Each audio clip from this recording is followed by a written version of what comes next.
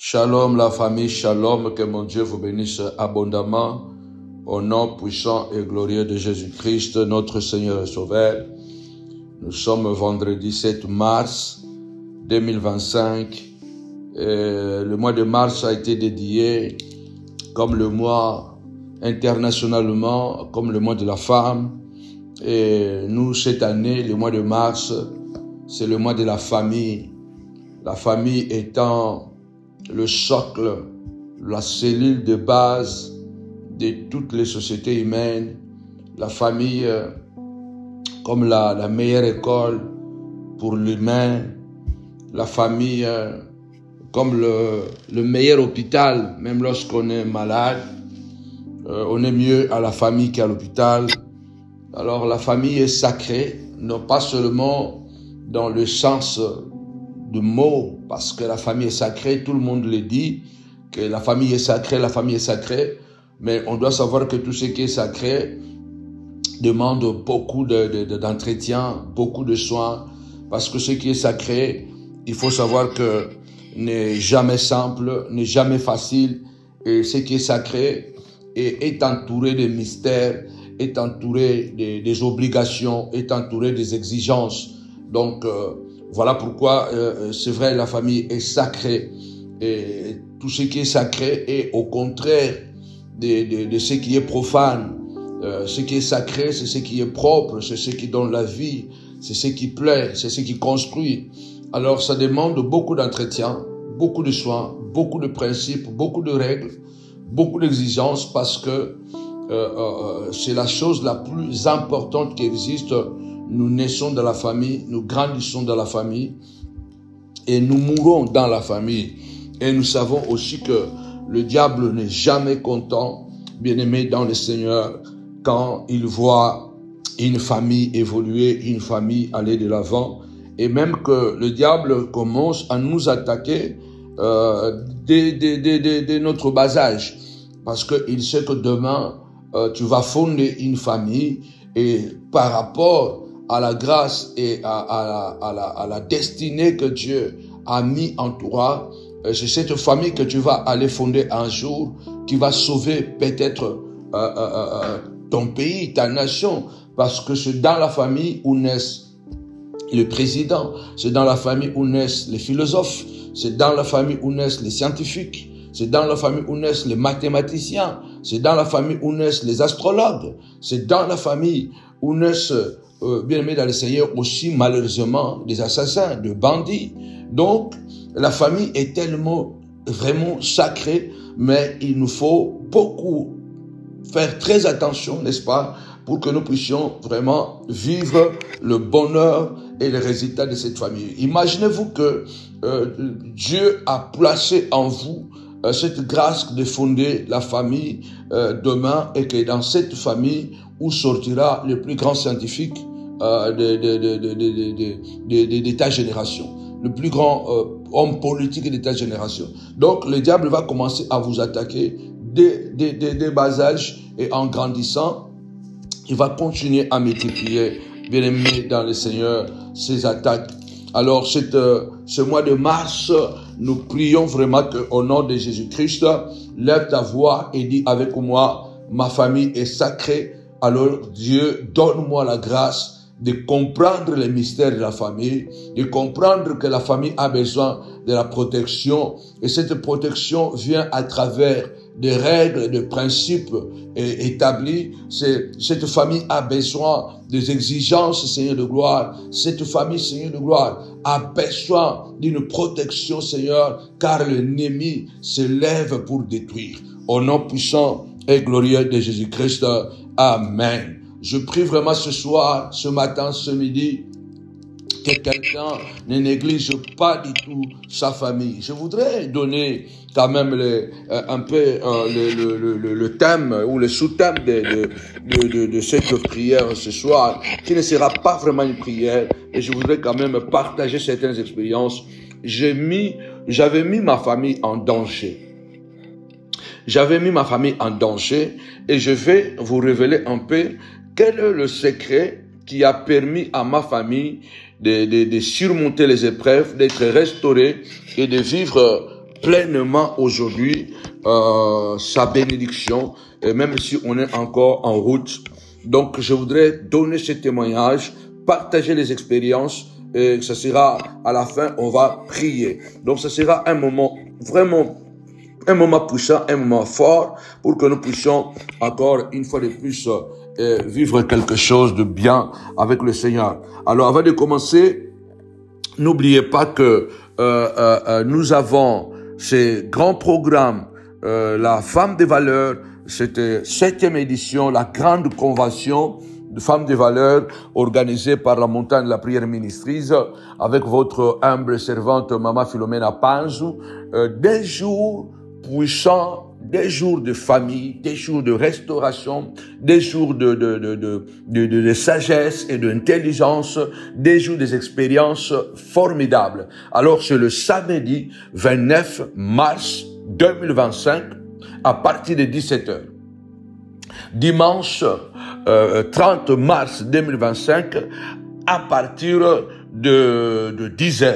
Ce sera un moment puissant. C'est notre 7e édition et le thème est tellement formidable, la femme face à la souffrance. Nous allons comprendre, décortiquer à travers la servante de Dieu, et il y aura des surprises d'autres mamans, comment la femme peut se métamorphoser dans le période de la souffrance et comment Dieu a donné à la femme la capacité de dompter, de maîtriser la souffrance. Alors, ça sera un moment formidable. Nous vous invitons à ne pas manquer. Nous vous invitons surtout de venir avec vos enfants. De venir avec vos enfants, même s'ils sont à bas âge, de venir avec votre mari si vous êtes marié, de venir vraiment avec votre épouse si vous êtes marié. En tout cas, parce que ce sera un moment de témoignage, un moment puissant. Et je vais commencer d'abord à donner, même aujourd'hui déjà, c'est pourquoi j'ai dit les titres de ce message, j'avais mis ma famille en danger. Et quels sont les secrets, ou quel est le secret qui a permis à ma famille de s'en sortir, de pouvoir relever encore la tête. Que mon Dieu nous bénisse vraiment abondamment au nom puissant et glorieux de Jésus-Christ. Alors, venez en tout cas dans cette convention. Nous avons des pagnes. Vous pouvez déjà vous procurer le pagne. Nous allons prier que tous les montagnards et montagnardes qui sont éparpillés à travers le monde entier de recevoir quelque chose d'extraordinaire pendant ces 2 jours à Novotel de Noisy-le-Grand. Et puis, si vous voulez soutenir financièrement cet événement, nous avons samedi et dimanche, si Dieu vous met à cœur de pouvoir prendre en charge, de sponsoriser la journée de samedi ou la journée de dimanche, n'hésitez pas, appelez-nous. Nous avons la fiche qui est là. Vous pouvez envoyer par virement bancaire et dire tout simplement soutien samedi ou soutien à la journée du dimanche. En tout cas, il y a PayPal, il y a RIB, il y a aussi la possibilité de faire Western Union ou MoneyGram ou RIA. Appelez-nous, nous allons vous donner les orientations. Nous sommes à Novotel de Noisy-le-Grand. En tout cas, chaque événement que nous avons, c'est payant, on paye. Alors c'est beaucoup de sacrifices au point de vue financier. Si Dieu vous bénit à travers nos enseignements, n'hésitez pas vraiment à devenir partenaire afin de pouvoir aussi nous soutenir. Que mon Dieu nous bénisse vraiment abondamment au nom puissant et glorieux de Jésus-Christ. Je vais lire un texte, après nous allons partager la parole de Dieu. La Bible dit dans Nombre chapitre 22, nous allons lire quelques versets, du verset 1er jusqu'au verset 27. Les enfants d'Israël partirent et campèrent dans le plain de Moab, au-delà du Jourdain vis-à-vis de Jéricho. Balak, fils de Tsippor, vit tout ce que Israël avait fait aux Amoréens.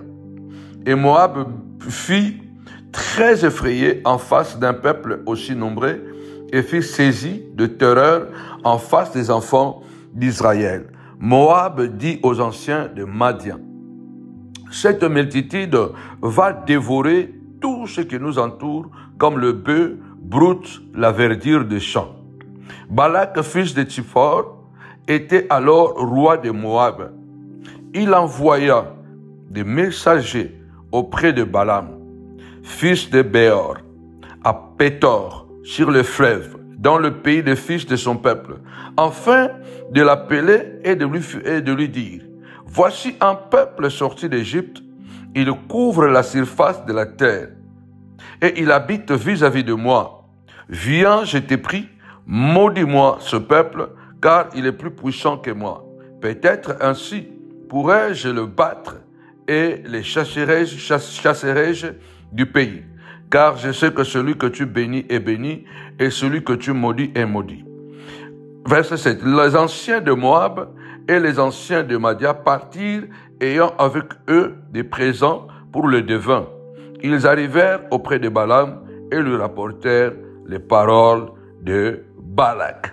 Bien-aimés dans le Seigneur, ici c'est une histoire de famille. Et malheureusement, quelquefois, les personnes qui nous font beaucoup plus de mal ne sont pas du tout les innocents.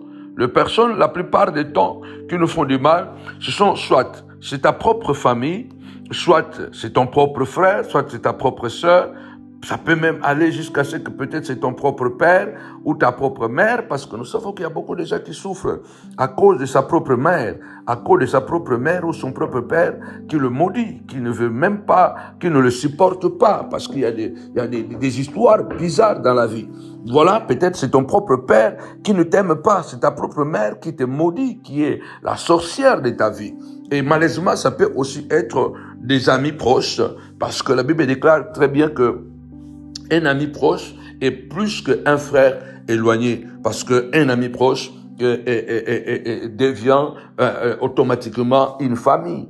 Alors, ici, on parle de Balaam, qui était un Moabite. Si nous allons encore dans Deutéronome, chapitre 23, nous allons lire à partir du verset 3. À partir du verset 3. En Deutéronome 23, à partir du verset 3 jusqu'au verset 4. L'Ammonite et les Moabites n'entreront point dans l'assemblée de l'Éternel, même à la deuxième génération et à jamais. Donc, les Ammonites et les Moabites ne pourront jamais entrer un jour dans le temple de Dieu, parce qu'ils ne sont pas venus au-devant de vous avec du pain et de l'eau sur le chemin lors de votre sortie d'Égypte, et parce qu'ils ont fait venir contre toi à prix d'argent Balaam, fils de Béor de Pétor en Mésopotamie, pour qu'il te maudisse. Waouh! Vous comprenez ça? Alors, l'histoire veut que on nous parle de Balaam, on nous parle de Balak. Alors, qui est Balaam? Qui est Balak? Balak est un Moabite qui est la postérité ou la descendance de Lot. Donc, c'était cette descendance qui est née à travers l'inceste des deux filles de Lot. C'était les Ammonites et les Moabites. Donc, c'était quand même une famille entre Abraham et Lot. Lot était le neveu d'Abraham. Et comme on le sait, alors la postérité d'Abraham s'était retrouvée esclave en Égypte. Et puis, à la sortie de l'Égypte, quand ils sont entrés dans le désert pour aller prendre possession de la terre promise, Dieu avait même interdit à Israël, il a dit, vous attaquerez toutes les nations qui seront devant vous, mais vous n'attaquerez jamais le Moabite. Vous ne prendrez même pas une portion de terre de Moabite, parce que ce sont vos frères. Tout ce que vous allez prendre dans ce territoire de Moabite, vous allez le payer à prix d'argent. Mais malheureusement, pendant que Israël sort de l'Égypte pour aller vers la destinée de Dieu, c'est le Balaam, c'est le Balak, bien-aimé Seigneur, qui était un cousin, entre guillemets, un membre de la famille, qui va causer beaucoup plus de tort à Israël. Et la Bible déclare que Balak voit Israël pour passer dans son territoire. Israël demande l'autorisation de passer, mais Balak ne veut pas. Alors Balaam est très effrayé et très, il a trop peur. Il dit que ce peuple est trop nombreux s'il passe dans mon territoire, il va tout brouter, il va tout détruire. Alors, je ne crois pas aussi que je suis assez capable de pouvoir, n'est-ce pas, attaquer ce peuple malgré qu'ils sont dans le désert. Je crois qu'il est plus fort que moi. Je voudrais rassurer une personne. Vous devez savoir bien sûr que malgré que physiquement vous êtes petit, ou peut-être même financièrement vous n'êtes pas assez fort, mais tu ne comprends pas comment les gens sont toujours prêts à découdre avec toi. Pourquoi les gens sont toujours prêts à te faire du mal, à t'attaquer? Parce que en réalité, tu représentes un danger. Alors, quand je dis que, alléluia, j'ai mis ma famille en danger, je vais vous le raconter comment. C'est cette histoire vraiment que je voudrais partager avec toi ce soir, ce midi, ce matin, peu importe. Alors, la Bible dit que Balak a eu peur de ce peuple. Et pourtant, c'était sa famille, c'était ses cousins. Mais Dieu même avait interdit à Israël de faire quoi que ce soit contre Moab. D'ailleurs, c'est la plupart des temps, c'est les personnes, bien-aimés Seigneur, que vous aimez, que vous ne voulez même pas que quelque chose de mal les arrive. Les personnes que vous tendez la main, les personnes que vous défendez, en réalité, à la fin, vous allez vous rendre compte que ce sont ces personnes-là qui vous font beaucoup plus de mal. Alors, qui sont même à la base de pouvoir détruire votre famille. Alors, je vais vous dire ça. Comment j'ai dit aujourd'hui, j'ai failli détruire ma famille. J'ai failli vraiment ruiner ma famille. Parce que cela a commencé même avant que je puisse me marier. J'ai dit au départ, la famille, bien aimé le Seigneur, est tellement sacrée. Mais tu es combattu parce que... Pourquoi tu es combattu depuis ton enfance? Parce que le diable voit déjà que demain, tu vas fonder une famille et cette famille sera une source de bénédiction pour le monde. Parce que Dieu cherche toujours une personne pour pouvoir, bien aimé Seigneur, accomplir sa volonté. Et la volonté de Dieu est tellement ample. Et c'est dans la famille où naissent, comme je l'ai dit, les présidents, les philosophes, où naissent les ministres, où naissent les mathématiciens, les astronautes, où naissent les poètes, où naissent... en fait, c'est dans la famille. Et la famille commence d'abord avec un individu, n'est-ce pas? Et cet individu qui va se mettre avec une autre personne. Donc, l'homme qui va se marier avec la femme. Et comme ça, ils vont former la famille. Et mais vous allez voir que avant que vous puissiez déjà former votre famille, le diable sait déjà ce qui peut arriver demain. Si jamais demain, tu construis une famille, cette famille-là, tu auras une bonne famille, une famille bénie, une famille sacrée. Et dans cette famille, il y aura des enfants qui vont naître, qui seront des représentants de Dieu sur la terre, qui vont marquer l'histoire, qui vont marquer l'histoire de l'évangile, l'histoire de la science. Alors, qu'est-ce que le diable va faire? Le diable va anticiper ses attaques afin de pouvoir anticiper aussi la destruction. Alors, quand je parle de comment j'ai exposé ma famille, au fait, je me suis rendu compte que j'avais déjà mis ma famille en danger avant même d'être marié. Donc, le diable avait profité de mon bon cœur, de mes sentiments, pour que je commence déjà à mettre en place un système, sans que je le sache, un système qui allait devenir demain un piège, même lorsque je serai marié et que j'aurai des enfants. Donc, j'avais déjà mis quelque chose qui était devenu déjà comme un piège, tôt ou tard.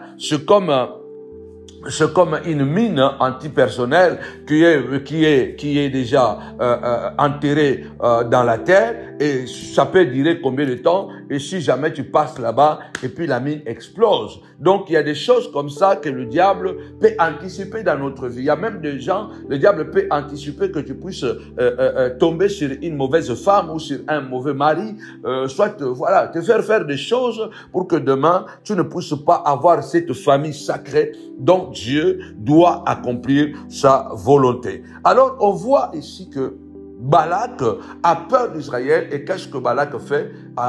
Ne pouvant pas combattre physiquement le peuple de Dieu, il va envoyer une délégation, n'est-ce pas, pour pouvoir faire venir un grand sorcier appelé Balaam, comme Moïse le rappelle dans Deutéronome, là où nous venons de lire, que voilà, il avait payé à prix d'argent Balaam les devins pour vous venir maudire le peuple de Dieu. Alors, qu'est-ce que je voudrais dire ici?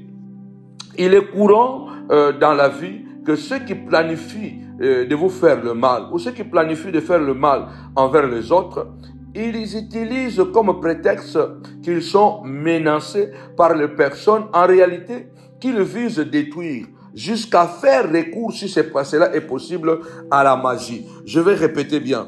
Il est souvent courant que les personnes méchantes, les personnes qui veulent vous faire du mal, ils planifient, quand ils planifient de vous faire du mal, qu'est-ce qu'ils font? Ils vont d'abord utiliser comme prétexte, c'est comme si, alors voilà, c'est toi qui les menaces, c'est toi qui deviens une menace pour la personne. Mais en réalité,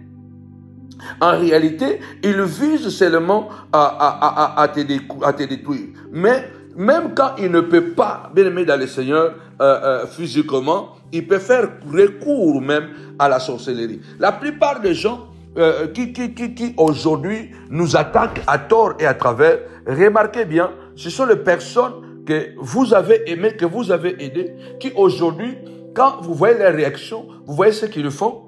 Mais quelle est leur arme? Ils utilisent quelle arme? Ils vont utiliser toujours l'arme comme quoi c'est toi qui es un danger. C'est toi qui veux les détruire. C'est toi qui es jaloux. Pour pouvoir mettre ces idées machiavéliques en action, pour trouver l'appui, se faire accepter, trouver comme si, voilà, des arguments qui vont justifier ces actions néfastes, il va toujours chercher, n'est-ce pas, comme je l'ai dit ici, il va utiliser comme prétexte comme si c'est toi qui es une menace, c'est toi qui les dérange. Ah, c'est lui qui me menace, c'est pourquoi moi j'ai réagi comme ça. Moi, quand je commence le ministère en Italie, on commence et puis je me retrouve à Milan pour aller cours. Et puis, je commence le ministère. C'était très, très, très difficile. Je vous raconte souvent que je dormais dans une petite maison d'un frère qui aujourd'hui aussi est devenu pasteur, que j'ai aidé, que moi j'ai formé, qui est pour devenir pasteur.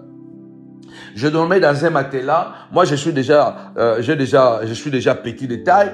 Et puis, voilà, le matelas était encore beaucoup plus petit que moi. Et la maison faisait froid. J'ai commencé le ministère, c'était très difficile. Les gens étaient têtus. Je n'avais pas été accepté parce qu'il y avait déjà des conflits avant dans le début de ce travail-là. Donc, je suis arrivé dans un milieu qui était vraiment très, très, très, très hostile pour commencer le ministère. Mais par la passion de Dieu, par l'amour de Dieu, j'ai su petit à petit le convaincre, non par des paroles, mais par des actes. Ils ont vu à travers la parole de Dieu, à travers ma vie, à travers mon comportement, à travers les enseignements, à travers les miracles que Dieu avait commencé à opérer dans leur maison, dans leur vie. Et c'est alors qu'ils ont compris que non, il est jeune. Et parmi nous qui étions là, à part le pasteur bienvenu, tout le monde était plus âgé que moi. Donc, ce n'était pas difficile. Et à l'époque, je suis jeune, j'ai 24, 25 ans. Donc, je me suis imposé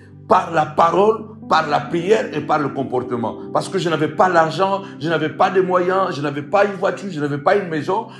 Commencer le ministère comme ça, c'est très difficile de se faire respecter et de se faire accepter. Mais moi, j'ai réussi malgré les conditions précaires, financièrement ou matériellement, je me suis fait accepter dans le groupe et puis imposer la parole de Dieu et l'autorité, ma personnalité à travers les enseignements. Et ils ont compris que non, il est jeune, mais il a quelque chose que nous n'avons pas. C'est comme ça que j'ai commencé à travailler et à modeler le groupe et j'ai réussi à fonder une église très puissante. À l'espace d'une année, on avait une église très stable et j'avais déjà autour de moi presque 9-10 personnes, prédicateurs qui étaient déjà capables de défendre le ministère. Alors, lorsque le ministère prend de l'ampleur, écoutez bien ce témoignage, comment le diable peut profiter de pouvoir vous pousser peut-être à faire quelque chose et qui va mettre en danger 10 ans, 20 ans, 15 ans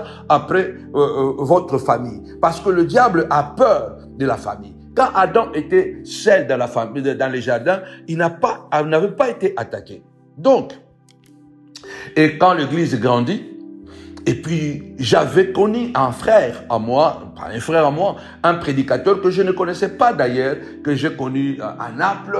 Et j'ai beaucoup apprécié sa personnalité, je l'ai beaucoup aimé et tout ça. Et je lui dis, bon, lui, il est venu après un an, 2 ans, il a fait venir sa femme, et il avait déjà un enfant à cette époque-là. Et puis moi, j'ai dit, bon, c'est un bon prédicateur et je l'aime beaucoup. Je dis, bon, quand je vais arriver à Milan, si tout va bien et que j'ai réussi à construire une belle église, je vais te prendre de Napoli pour t'amener à Milan. Donc, c'est comme ça, je suis un homme de parole. Quand je donne ma parole, et sincèrement, j'aimais aussi vraiment la personne profondément. Et qu'est-ce qui s'est passé?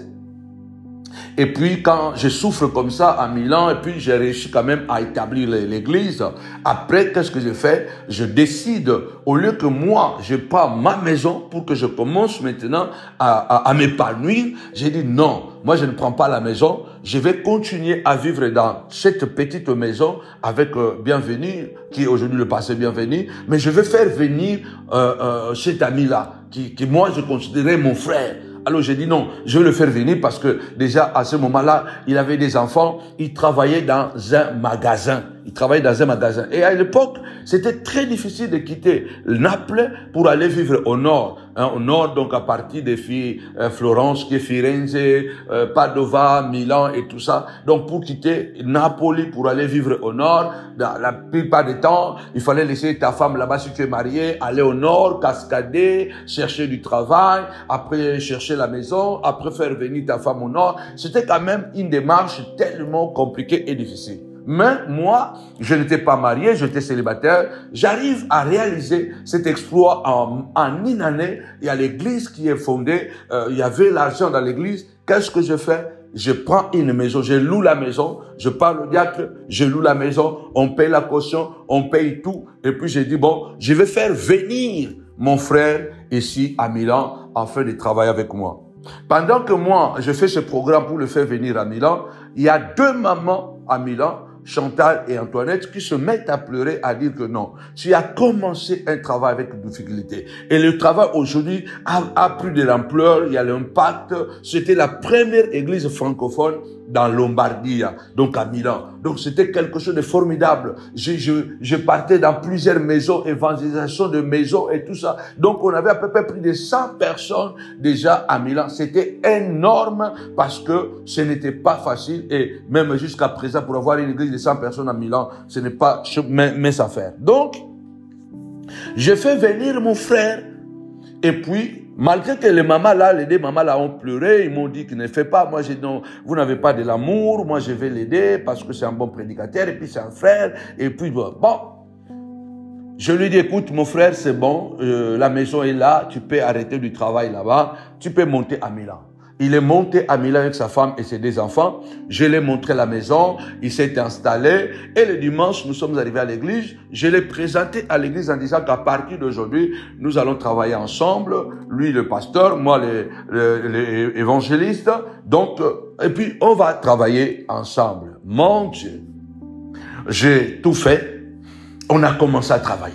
Et si je vous dis que plusieurs années plus tard, que tout le malheur que j'ai eu à passer, les dangers que j'ai vécu de perdre ma famille, que c'est 90% c'est cette personne.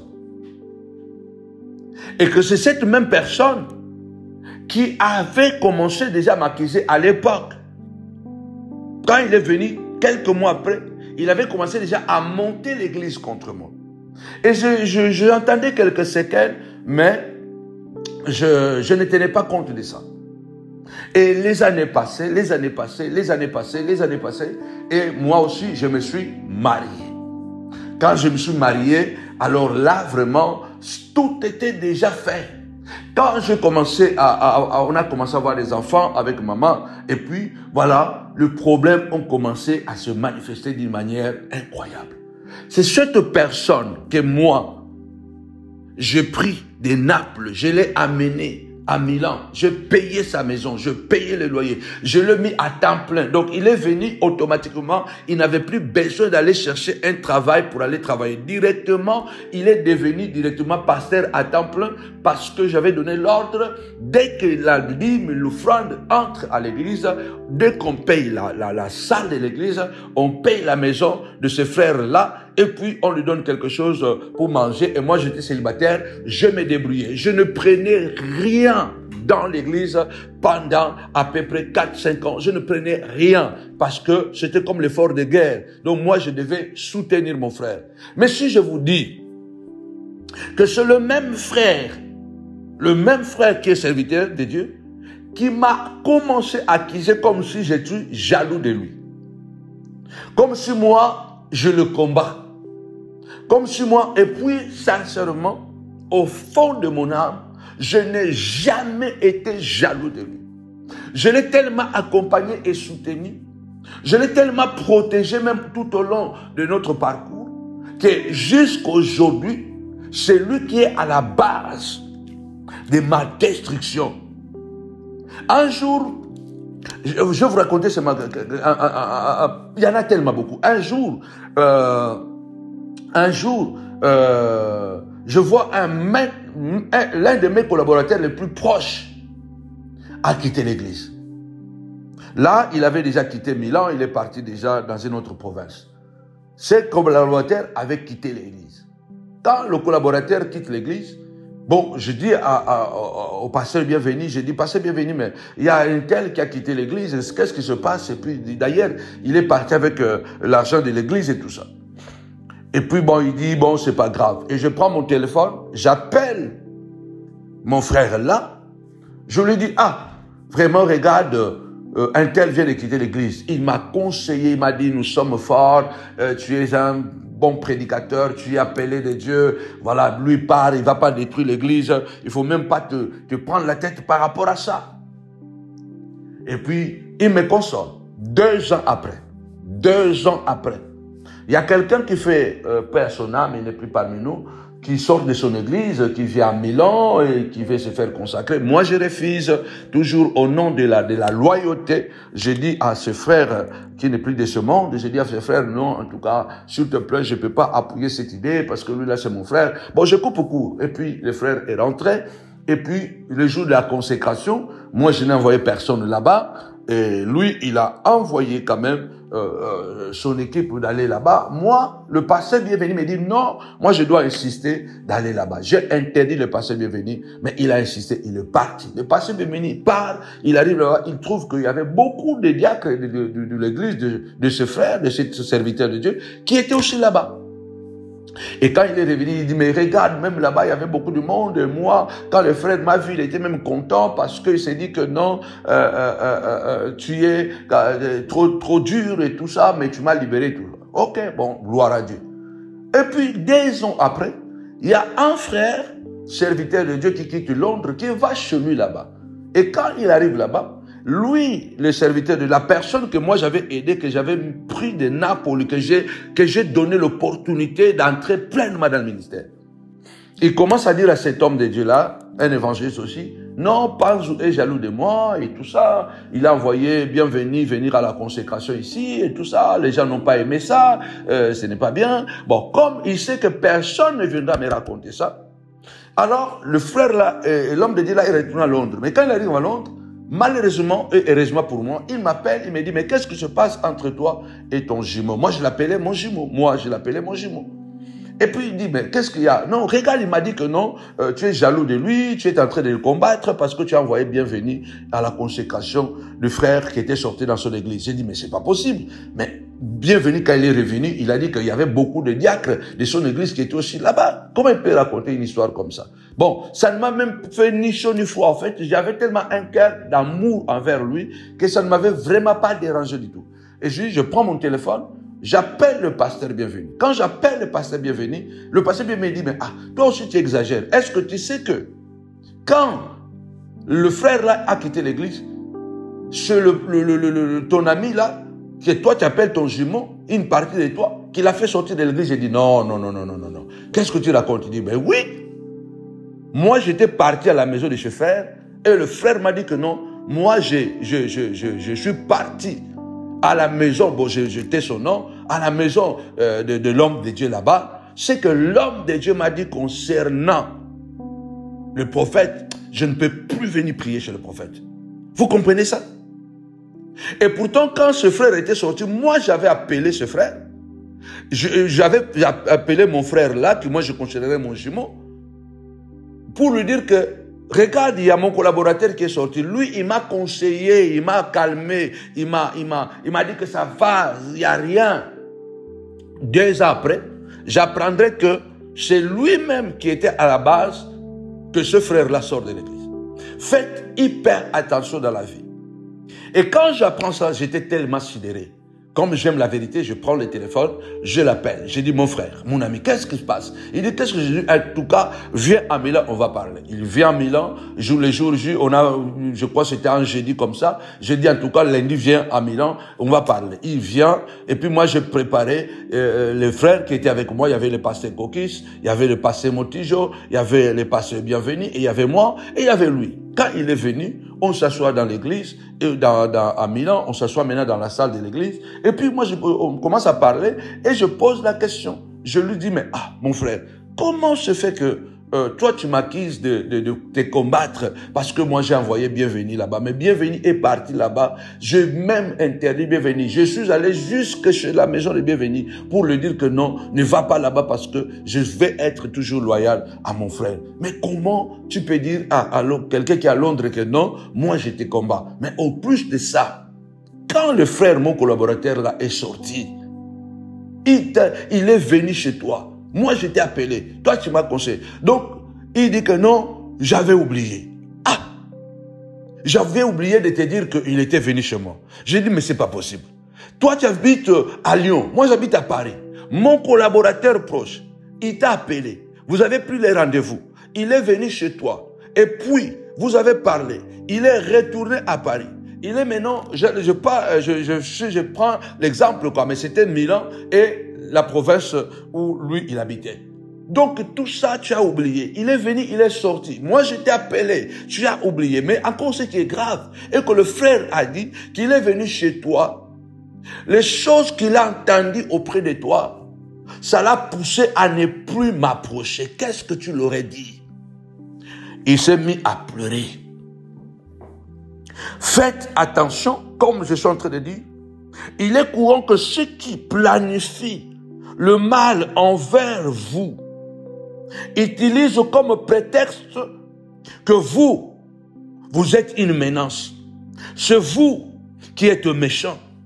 C'est vous qui êtes une menace pour lui.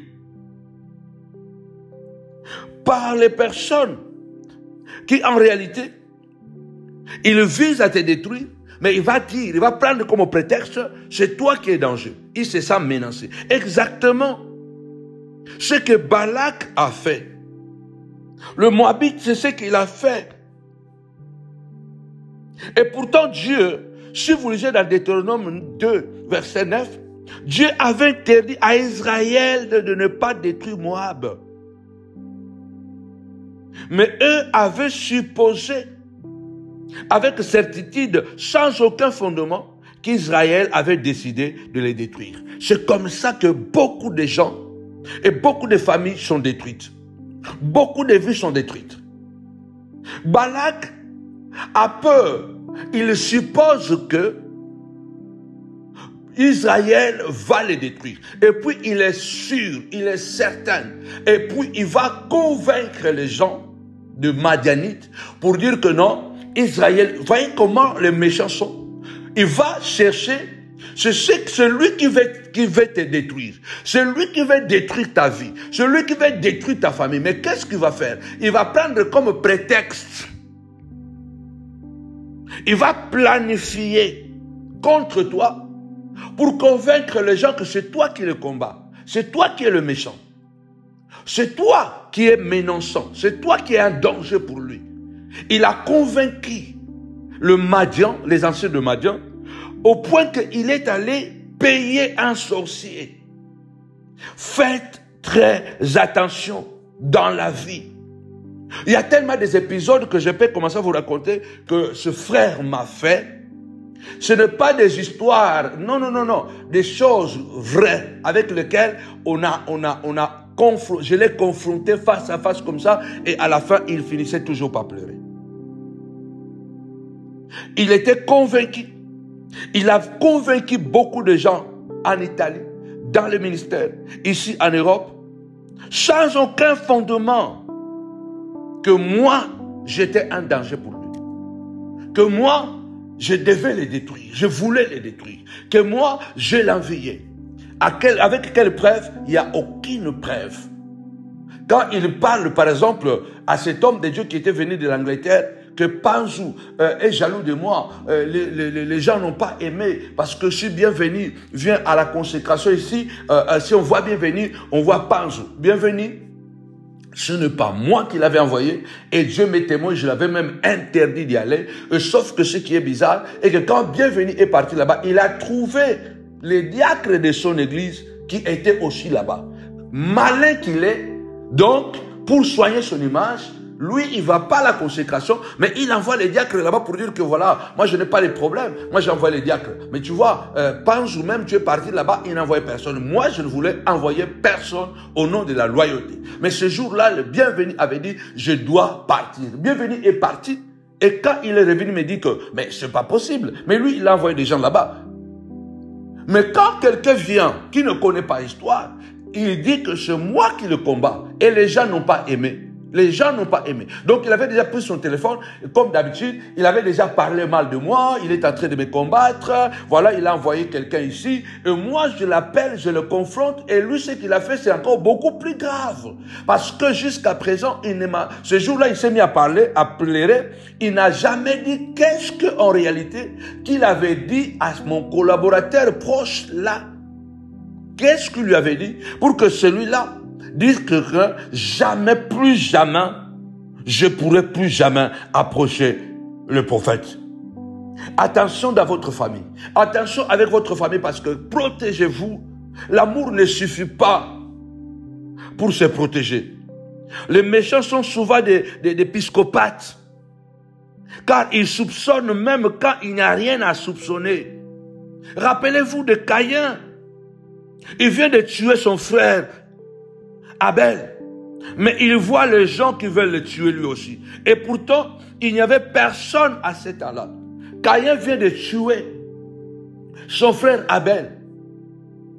Maintenant, à son tour, il a peur en disant à Dieu, oh, si quelqu'un me voit, il va me tuer. Lui, il a tué. Maintenant, il ne veut pas que quelqu'un le tue. Et puis, il est en train d'inventer une histoire comme quoi, il y a des gens qui veulent le tuer. Et puis, à cette époque-là, il n'y avait que lui et son frère Abel qu'il venait de tuer, et son père et sa mère. Les méchants souvent sont des psychopathes. Ils vont soupçonner, même quand il n'y a rien, ils inventent des histoires. Balak était conscient que Dieu était avec Israël. Ceux qui te font la guerre, la plupart, savent que Dieu est avec toi et que tu es avec Dieu. Bato bazo bundisa yo wana. La plupart des temps,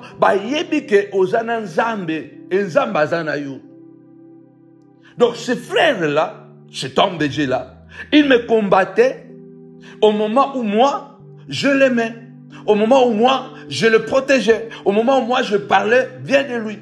Mais lui, qu'est-ce qu'il faisait? Il faisait comme Balak avait fait. Il est parti voir les anciens de Madian. Il les a dit que non, ce peuple est puissant et fort. Il va venir ici, il va détruire le pays. Il va tout manger. Alors nous devons le contre-attaquer. Mais comme on ne peut pas l'attaquer physiquement, nous devons faire recours à la sorcellerie.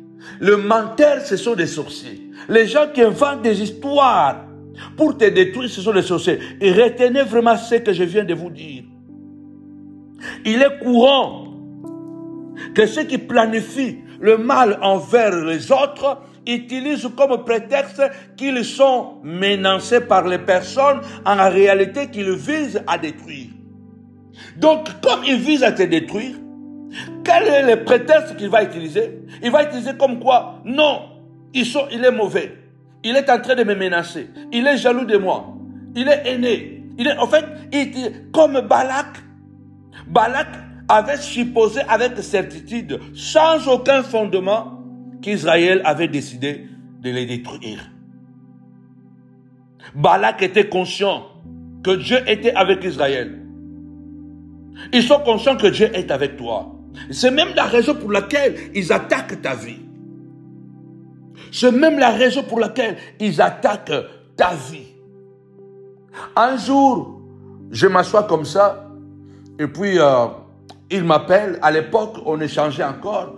Il m'appelle, il me dit que non, un pangi en lingala, donc en français veut dire, donc pangi c'est vraiment une expression un peu plus proche, quoi, hein, plus que même un frère, voilà, un pangi, donc plus qu'un frère, quelqu'un vraiment d'intimité. Il dit, Mpangi, il y a le pasteur qui veut sortir de l'église. C'était nos enfants qui étaient partis avec lui là-bas en province. Il dit, bon, il veut quitter l'église. Sa femme crée beaucoup de problèmes. Lui-même aussi crée des problèmes et tout ça. En tout cas, ce n'est pas bien. Moi, je crois que je vais le libérer pour sortir de l'église. Je ne veux plus qu'il travaille avec moi. Moi, toujours comme un bon enfant de Dieu, parce que la première des choses, c'est avoir un bon cœur. Qu'est-ce que je fais? Je lui dis, mais mon ami, mon frère, ne fais pas ça. Si tu veux le faire sortir, tu sais qu'il a beaucoup travaillé dans l'église. Alors, beaucoup d'années comme ça qu'il a travaillé avec nous et surtout avec toi là-bas. Et à l'époque, là, l'église de Milan est dans le problème difficile. Mais là-bas, de l'autre côté, les choses allaient. Et l'église là-bas où il est déjà, aujourd'hui, il est devenu le fondateur, le représentant légal. C'est une église qui a été fondée par l'église mère de Milan. Donc, il y a tellement des histoires. Ok. Alors, il me dit, je vais le renvoyer. Je dis non. Si c'est comme ça, ne lui renvoie pas main vide. Ne lui renvoie pas main vide. Je sais qu'il y a l'argent dans l'église. Comme il a beaucoup travaillé avec nous, avec toi, essaye de lui donner quand même un peu d'argent pour qu'il puisse aller débiter convenablement. Donc, ce sera quand même une bonne chose. Moi, je n'ai pas l'habitude souvent, même dans où je vais prêcher, dans les églises des gens, je n'ai pas l'habitude d'appeler les membres, d'appeler les amis, non, les collaborateurs, je n'ai pas cette habitude. Maintenant, comment lui, il a changé la chose quand il s'est retrouvé en face de ce frère-là, de cet homme de Dieu, le pasteur Charles Selemani. Quand il se trouve devant le pasteur et sa femme, comment il change les discours? Toujours dans le cadre de me noircir. Il parle à ce pasteur et sa femme en disant que non, de toutes les façons, moi je suis bien. J'ai appelé le prophète Samuel, il m'a dit bon, il faut seulement lui donner un peu d'argent et puis il faut le chasser. D'ailleurs, moi, je m'assois avec toi et puis voilà, je veux que ça soit bien. Mais Panzou m'a dit que il faut me débarrasser de toi, je te donne un peu d'argent, je me débarrasse de toi. Le pasteur Charles et sa femme sont restés choqués. Comment le prophète peut te donner un conseil comme ça? Donc, vous voyez, moi, je parlais quelque chose en faveur de l'autre, mais lui, comme il a dans son esprit toujours l'esprit de noircir mon témoignage, mon image devant les gens, il dit quoi? Il dit non. Il a dit que je vous donne seulement un peu d'argent. Et puis ils étaient tellement en colère avec sa femme, ils ne m'ont jamais appelé. Cela s'était passé même 7 ans, 5 ans, 7 ans, 6 ans comme ça. Un jour comme ça, par la grâce de Dieu, il y a eu des échanges. Et c'est comme ça que le pasteur Charles me dit, mais moi et mon épouse, on était vraiment en colère contre toi parce que tu es papa. Comment tu as pu donner un tel conseil de mépris à mon égard, que je suis ton fils, et pour ma femme, qu'on nous chasse? J'ai dit, c'est comme ça que ça s'est passé. Moi, j'avais plaidé. Moi, j'avais plaidé que non, tu ne dois pas quitter comme ça. Il faut quand même, s'il décide de te renvoyer, il doit quand même chercher à te donner quelque chose pour que tu aies commencé quelque chose. Au fait, il y a des gens dans la vie. Il faut faire attention. Quand je dis que j'ai mis ma famille en danger, donc sans le savoir, l'acte que moi j'avais posé là, quand les deux mamans camerounaises pleuraient là, Chantal et Antoinette, quand elles pleuraient là, que ne fais pas venir cet homme. Il ne faut pas faire venir ici. Tu vas détruire ta vie. L'une d'elles-même a dit que tu es en train de creuser ton tombeau. Moi, j'ai dit à ces mamans-là, non, non, non, non, non, vous n'avez pas de l'amour. Le diable voulait déjà, par l'acte que j'avais posé, il voyait déjà quelle famille je pourrais avoir demain, comment j'allais fonctionner demain, et pour détruire. Et je vous dis, lorsque je me suis marié et que j'ai commencé à avoir des enfants, quand je vous dis que le ministère était tombé, je m'arrête même ici pour vous donner d'autres choses parce qu'il y a tellement de choses que ce frère m'a fait, des choses hyper graves, toujours dans le but de te détruire. Je me suis retrouvé avec ma femme et les enfants à bas âge. Samuel avait 11 ans et demi, à Guillaume 10 ans et demi. Mon fait est mettre là. Je me retrouve rien, zéro. Je me retrouve à zéro. Quand je suspends les membres de l'église, c'est son père spirituel qui a monté mon église. Et après, quand je suspends, ils font l'église, ils font l'église. 2 semaines après, ils se sont liés avec mon ami là. Attention, sécurisez votre famille. Dans la peur de te voir réussir, les gens que tu aides aujourd'hui dans ta famille, les gens que tu permets de faire partie de ta famille, dans la peur de te voir réussir, ils vont vouloir te pousser à commettre toi-même des erreurs, peut-être contre Dieu. C'est ce qu'on appelle la sorcellerie par suggestion. Ce conseil, c'est le même conseil que Balaam avait donné à Balak. Quand Balaam a essayé de maudire Israël, et qu'il n'a pas pu parce que Dieu n'a pas permis à Balaam de maudire Israël, Dieu ne va pas permettre, tant que tu resteras innocent, Dieu ne permettra pas que leur sorcellerie fonctionne contre toi. Dieu va changer le mal en bien. Balaam a bâti beaucoup, 7 autels. Les autels pour maudire Israël. 42 animaux. Mais Dieu l'a empêché de maudire. Il a dit l'enchantement et la divination ne pourront rien contre Israël. Parce que Dieu le garde. Dieu garde cette famille. Dieu sécurise cette famille. Balaam a dit à Balak, comme je ne peux pas les maudire, voici ce que tu vas faire. Comme ils aiment beaucoup les belles femmes, je vois que dans ton royaume, tu as de belles filles. Envoie seulement les belles filles là-bas dans le camp des Israéliens ou des Israélites.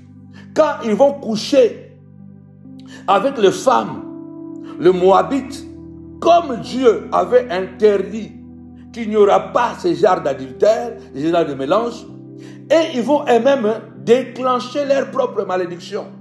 Et c'est ce que Balak a fait. Balak a envoyé des filles dans les camps des Israélites. Quand ils ont couché avec des filles moabites, la malédiction est entrée. La colère de Dieu s'est enflammée. C'est ainsi que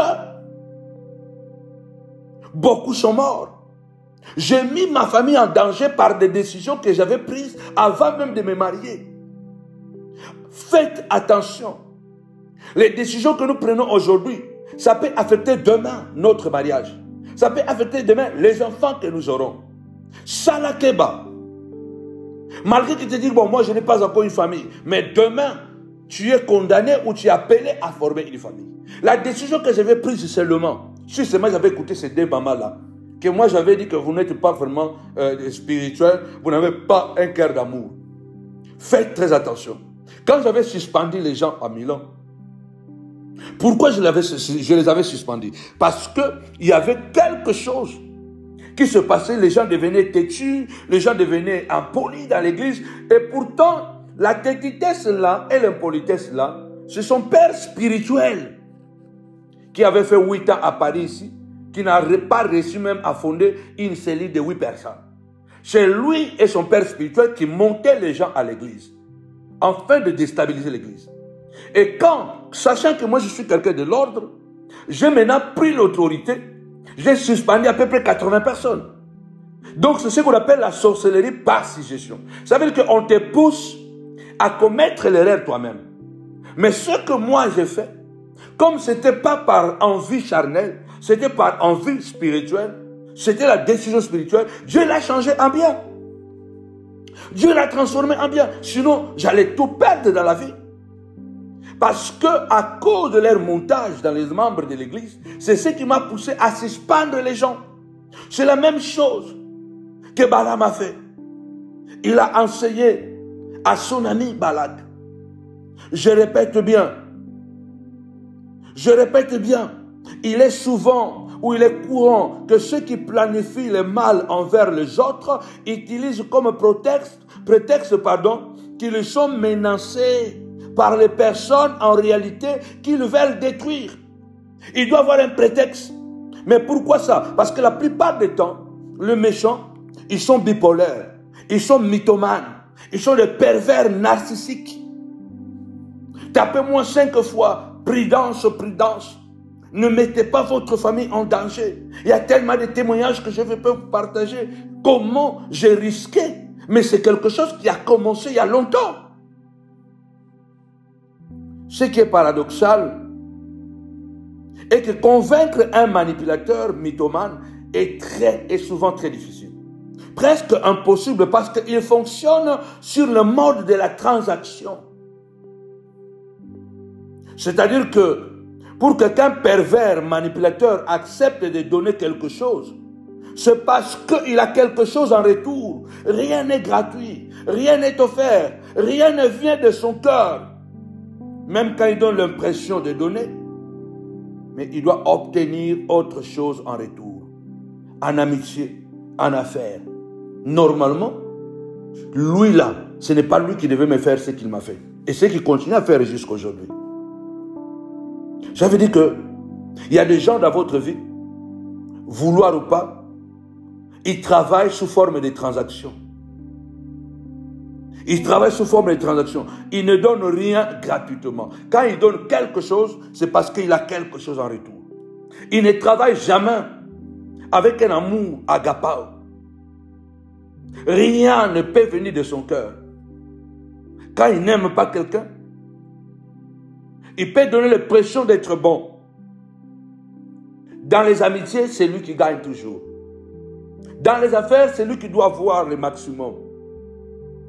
Alors je voudrais encourager une personne. Ne mettez pas votre famille en danger. Sous prétexte d'aider les gens qui deviendront demain vos pires ennemis. Balak est convaincu. Et il est allé convaincre le Madianite comme quoi Israël est un danger pour lui. Israël est un danger pour son royaume. Israël a les intentions de les détruire. Mais tout ça sans fondement. Tout ça sans fondement. Mais c'est un prétexte pour rallier le maximum de personnes à sa cause. C'est comme ça que beaucoup de gens, pour pouvoir noircir ton tableau, ton témoignage, il doit tout faire.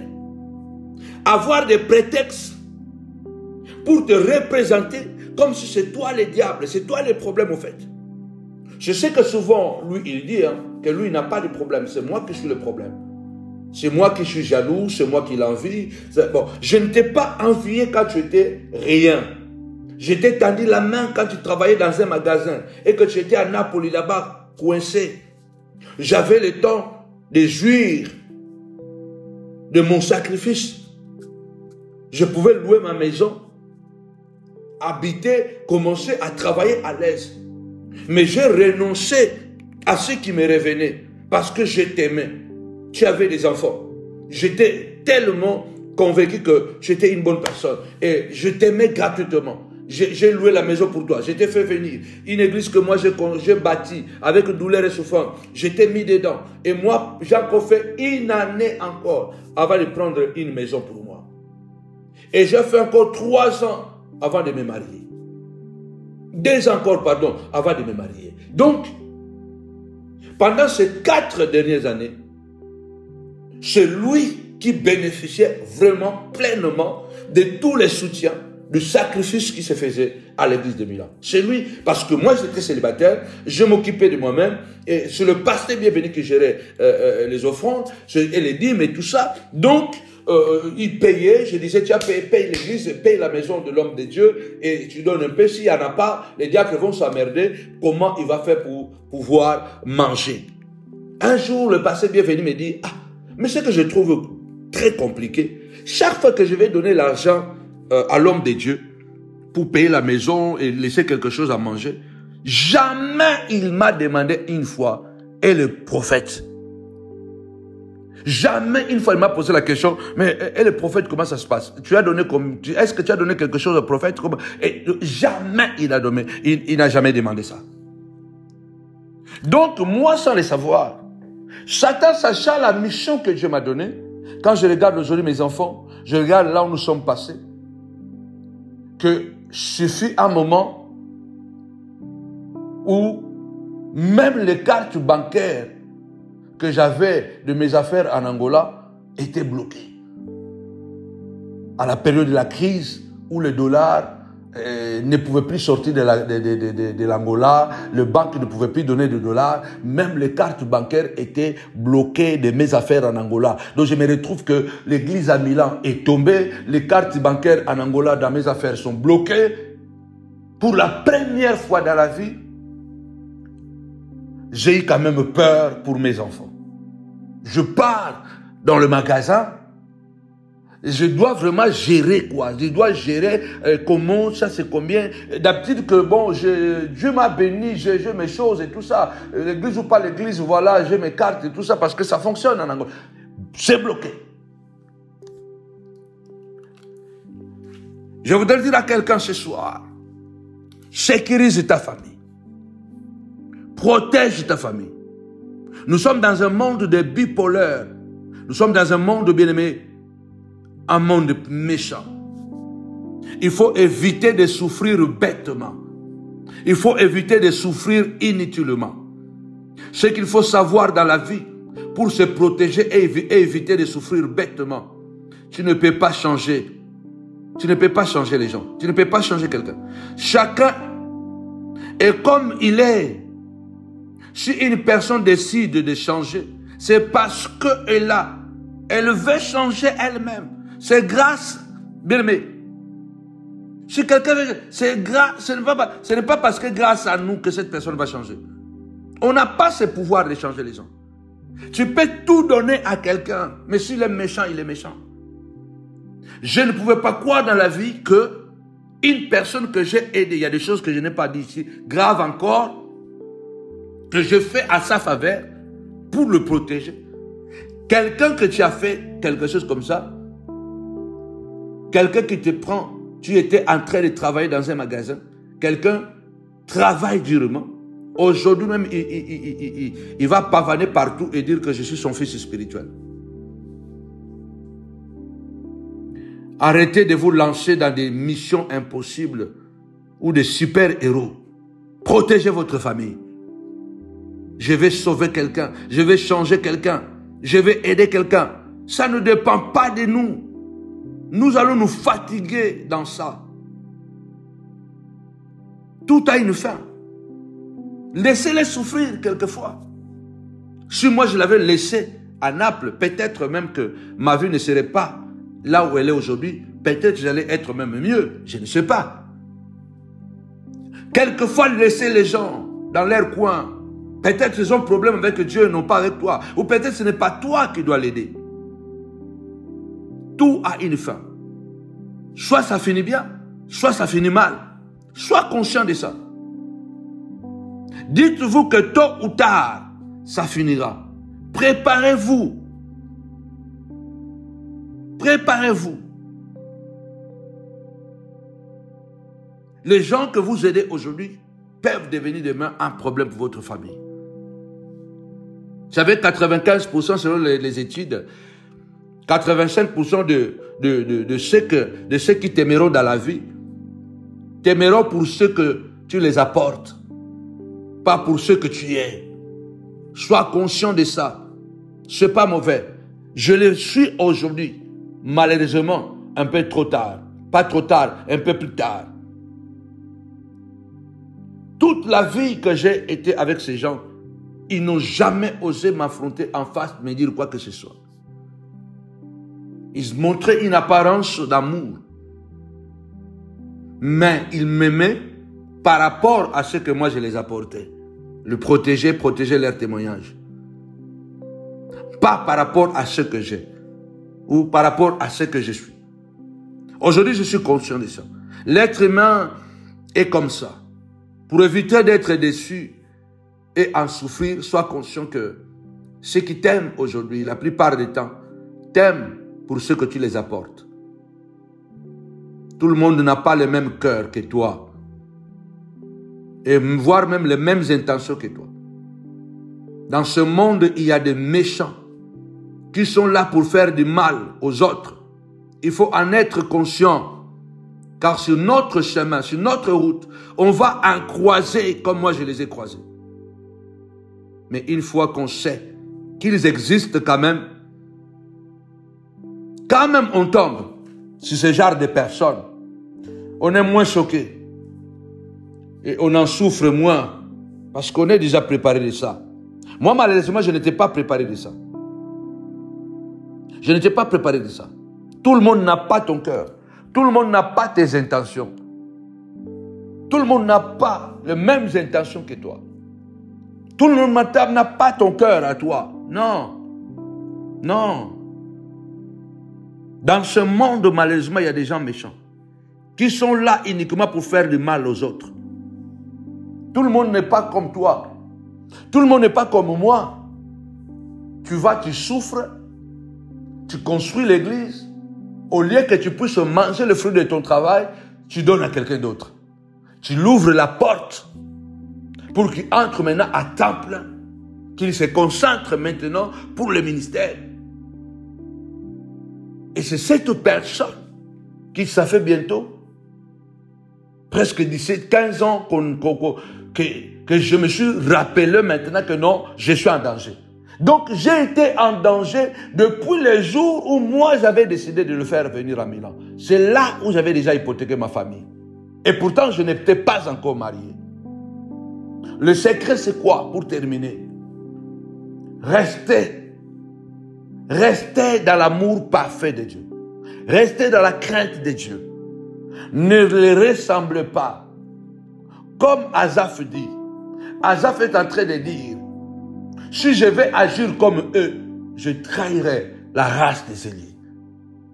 Les choses que ce frère m'a fait subir, comment il a travaillé pour noircir mon image de l'intérieur de l'église, dans le ministère, dans le pays et à travers le monde, si ce n'était pas Dieu, je n'allais pas survivre.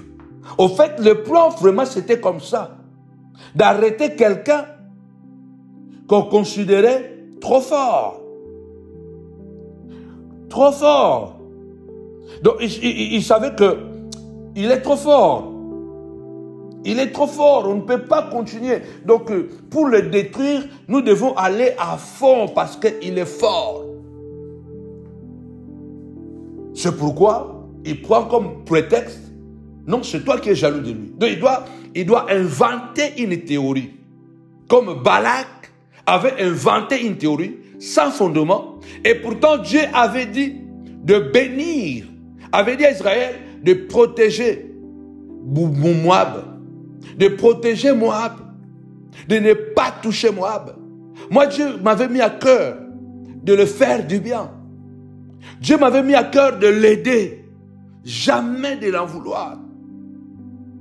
Quand quelqu'un t'a aidé, et que demain la personne qui t'a aidé, qui t'a ouvert une grande porte, qui a payé la maison, qui t'a mis à temps plein, et que demain tu deviens plus que lui, la moindre des choses, c'est de lui rendre l'ascenseur.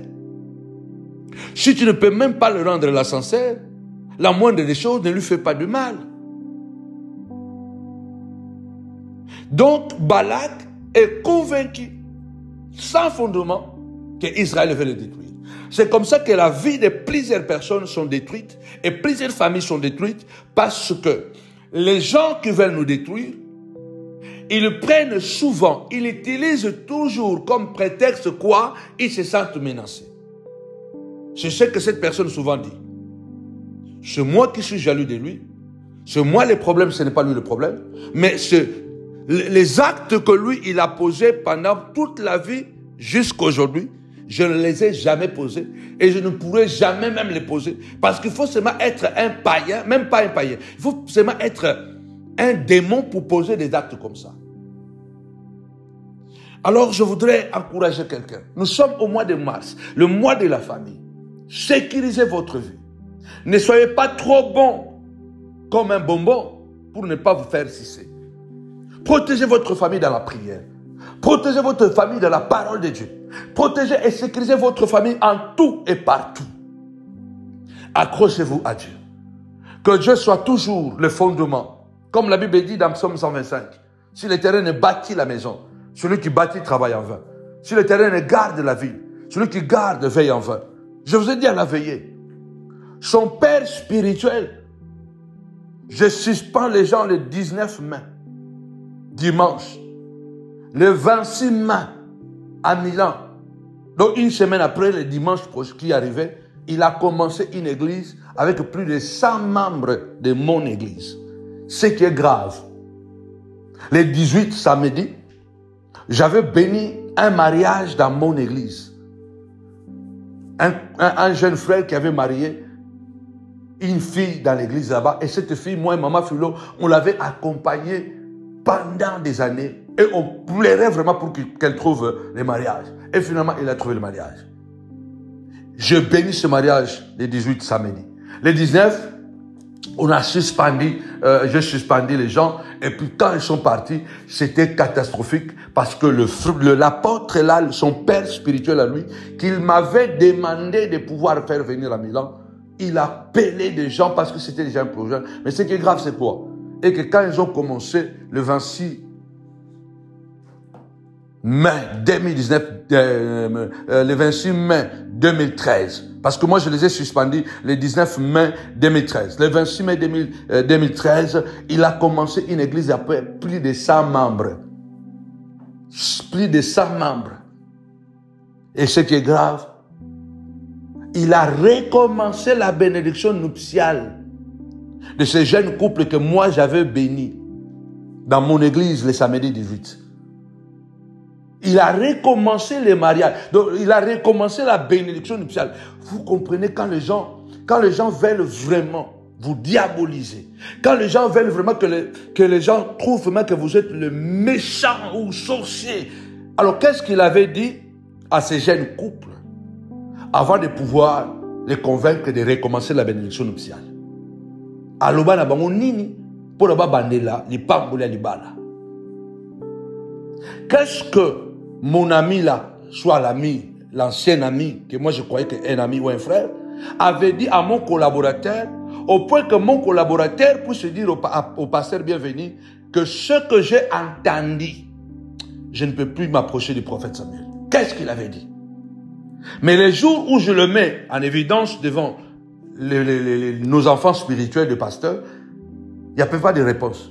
Première réponse, il avait oublié de me dire que mon fils là, le collaborateur, était parti chez lui. Il avait oublié de me dire ça. Il a oublié et pourtant, moi, je l'avais appelé pour l'annoncer que le frère était parti. Deuxièmement, il s'est mis à pleurer. Qui m'a tellement donné pitié et j'ai arrêté la réunion. Et son père spirituel recommence un mariage que je venais juste de bénir. Il a dit quoi à ces jeunes couples? Donc celui qui vous a béni n'est pas une bonne personne. Je ne sais pas qu'est-ce qu'il a dit. C'est la même chose que Satan a dit au ciel là-bas pour pouvoir faire amener un tiers d'anges. Qu'est-ce qu'il les a dit? Et moi, lui, il est déjà divorcé. Il a divorcé. Il s'est remarié. Moi, je ne suis pas divorcé. Je ne me suis pas remarié. Mais pour pouvoir donner crédit aux gens que je suis mauvais, il a dit recommencer les mariages. Et je me retrouve avec ma femme et mes 4 enfants mineurs suspendus dans l'espace. Mais comme il est écrit, Moïse dit dans Deutéronome, l'Éternel n'a pas permis à Balaam de te maudire. Dieu ne les a pas permis de me détruire. Dieu ne les a pas permis de me maudire. Balaam a fini par dire, l'enchantement et la divination ne pourront rien contre Israël. Balak, laisse tomber. Mais tu peux seulement les piéger. Ils ont essayé de me piéger, mais ça n'a pas marché. Veille sur ta famille. Ta famille, c'est d'abord toi. Peut-être que tu es encore jeune, tu n'es pas encore marié. Mais Satan sait que tu vas fonder une famille. Tu auras un ministère qui va impacter les nations. Et le diable va utiliser certaines circonstances pour te détruire demain.